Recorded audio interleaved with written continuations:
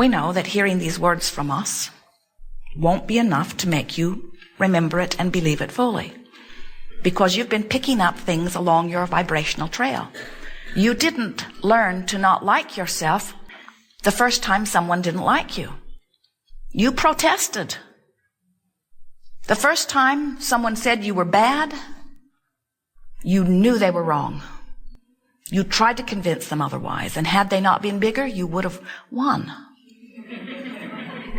The other day, Jerry and Esther were in a restaurant in a little alcove with 3 other tables, and a little boy was having a meal with his mother. And they had finished the meal, and he had been there much longer than he was happy being there. And for some reason, the server was taking a very long time bringing the check to them. And he was restless and beginning to be vocal.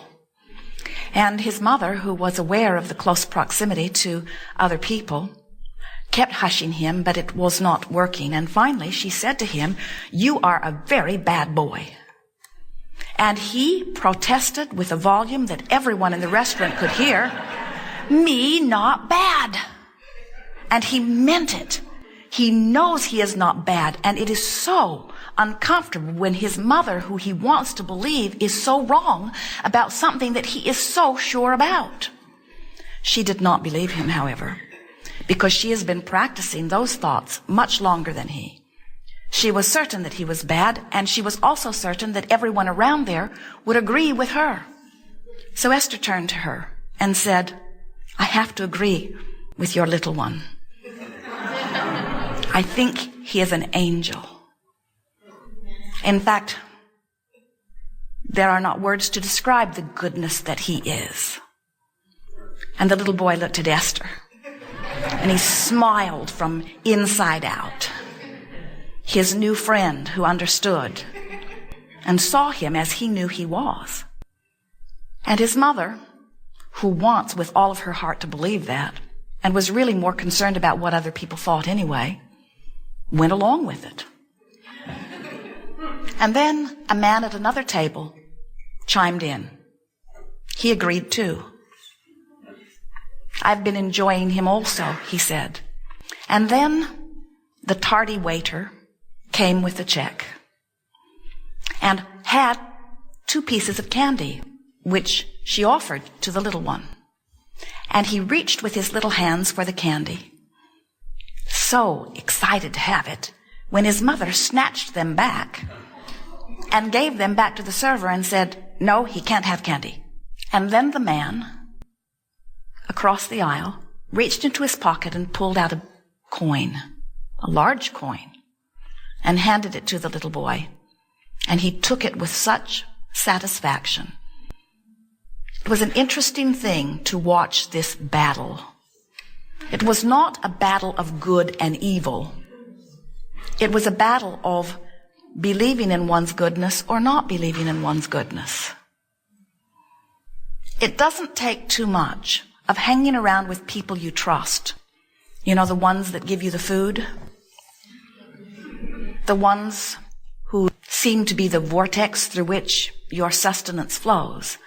It doesn't take too much hanging around with those who seem to be in control of where your well-being is coming from to begin to understand that you better please them first. And the unfortunate thing about that is that in the moment that it is important to you that you please your mother, or that you please your teacher, or that you please your government, or that you please those in power, the moment that it becomes more important to you that you please something outside of you, you begin to diminish your awareness of what you are doing with your vibration. And the thing that is so screwy about that is that what you are doing with your vibration is really the only thing that matters, because it is the only thing that affects your point of attraction. If you could maintain a vibration of well-being and a vibration of expecting well-being to come to you, there could not be someone come into your experience, no matter how big, bad, and awful they seem, no matter how strong they seem, they could not get into your experience and mess it up. So what it comes down to is now you are adults and now you are out from under the wings of your parents. Now you must make a decision that you are going to control your own vibrational offering, which means you're going to pay attention to the way you feel, which means you're going to offer a vibration that feels good to you when you offer it, which means you're going to clean up your point of attraction, which means only good things can come to you. It is not a good idea to get on a soapbox or get on the bandwagon of pushing against injustice, because you cannot push against anything without achieving vibrational alignment with it. And when you achieve vibrational alignment with the injustice that you are so justified in feeling, then the injustice becomes a match to your experience. And then you say, see, I told you we needed to do something about this. And we say, we agree with you. You do need to do something about it. But you cannot push against what you do not want without becoming a part of it. This is a universe that is based on inclusion. There is no exclusion. When you say no to something, you include it in your vibration. When you say yes to something, you include it in your vibration. So if there are things out there that are troubling to you, you've got to take your attention from them. We know it is fun. We know it is interesting. We know it is interesting in the sense that you like to use your minds and you like to feel involved and you like to contemplate things. And all of that is part of the sorting process that continues the evolution of this time-space reality. All that is expands because you have exposure to experiences that cause you to emit vibrations. Every time an injustice occurs and you see it, you emit a vibration that screams for people treating people better. You do. And the world becomes a better place because of your exposure to the thing you didn't want that made you clear about what you do want. But you cannot then fall back into your fear or fall back into your anger and let that be the dominant part of your vibration without pinching off your own well-being. You just can't do it. So when you say, I want to be in support of something or someone, we say, be in support of what feels good when you think about it. And there's such a big difference in thinking about freedom and thinking about lack of freedom. There's a big difference in thinking about wellness and thinking about sickness. And so many of our physical friends don't get that. You think because you're talking about the subject of health that you're talking about being healthy. And we say, every subject is two subjects. There is that which is wanted on one end of the stick and that which is not wanted on the other end of the stick. And you can tell which end of the stick of every subject is activated within you by the way it feels to you. If it feels good, you're in alignment with well-being. If it feels less than good, you're not. The way you feel about you is everything. The way you feel about you is everything. We know it feels trite. The word worthiness has been bandied around in your physical time-space reality for a long time, and many of you are just flat out tired of talking about it because you want to feel worthy. You're just not all that sure what it means. And we want to say to you that what the feeling of worthiness means is, I know that good abounds and I expect that it will come to me. That's what worthy means. Worthy means I get what I choose. Worthy means law of attraction is fair. Worthy means I'm offering a vibration. Source knows the vibration. Everything is vibrating. Law of attraction will bring to me things that match the vibration that I'm offering. But worthy means I understand that I come forth from the source of goodness, from the source of well-being. No matter what I have done, and no matter what anybody else thinks about what I have done nothing to thwart my relationship with the stream other than what I am doing vibrationally that thwarts the stream. In other words, no one outside of you, there is not a God, there is not a source, no one is looking at you and saying, yes, I see that in the past you did this and this and this, and therefore you will be deprived of well-being in response to those actions. There is none of that. There is none of that. Jerry and Esther have a navigational system in their vehicles. It is called Magellan. Wonderful contraption. There is an antenna on the roof and satellites in the sky, and Magellan knows where they are at all times. There is a computer in the vehicle. And so when they have some place they want to go, they just program in the city and the street and even the street number in some cases, and Magellan calculates the way to go between where they are and where they want to be. Says turn right, turn left, take the next exit. Tells them how many miles. Magellan never says, where have you been? Because it is irrelevant. Isn't it irrelevant? Where I am in relationship to where I want to be is the only game in town. Where you have been has nothing to do with it, except that if you've been really focusing upon where you've been, you might have really activated where you've been in your vibration. And so even though you're standing where you are now, you might be offering a vibration about where you've been. But Magellan tries to get you over that. Magellan says, where do you want to go? Tell me now. And if you will take the time to program in where you want to go, then Magellan is relentless.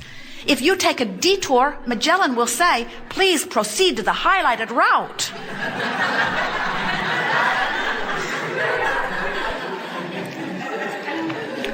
And when you get back on the freeway, if you make a mistake and get on the freeway going in the wrong direction, Magellan will make a racket that you would not believe. She will say, when it is possible, make a legal U-turn.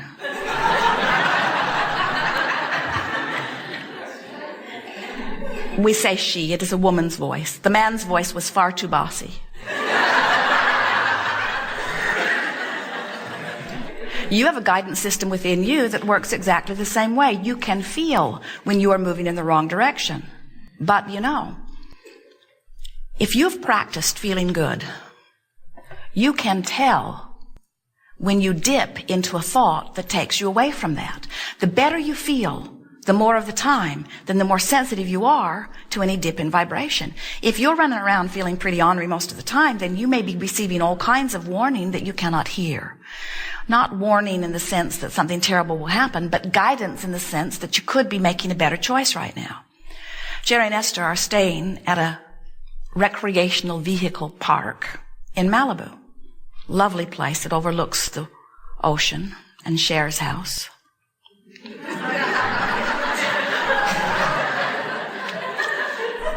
And as they leave this park to turn left, which is the direction they always want to go on the Pacific Coast Highway, there is a sign that says no left turn. So the only option is to turn right, get into the center lane, wait until the traffic is clear, and make a legal U-turn.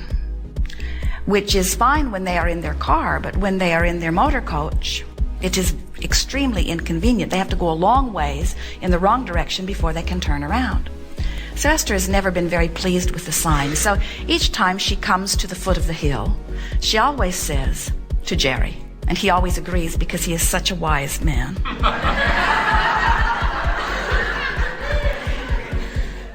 It is so much safer for me to just turn left than for me to scoot out into traffic, screech on my brakes, get into the center lane, then cut across 2 more lanes of traffic, get onto the other side of the road, and then wait for other cars. Esther said, they must be crazy to have put that sign there. Who in the world would do that? And then Jerry smiles and says, well, there may have been something that happened that we don't understand. And Esther says, yeah. And then she says, I'm going to do what I want. I'm going to vibe it out and do what's appropriate for me to do. This is my plan relative to all things. So she comes down the hill, and her heart is soaring, and she makes an illegal left turn and feels so good about it. And all is well.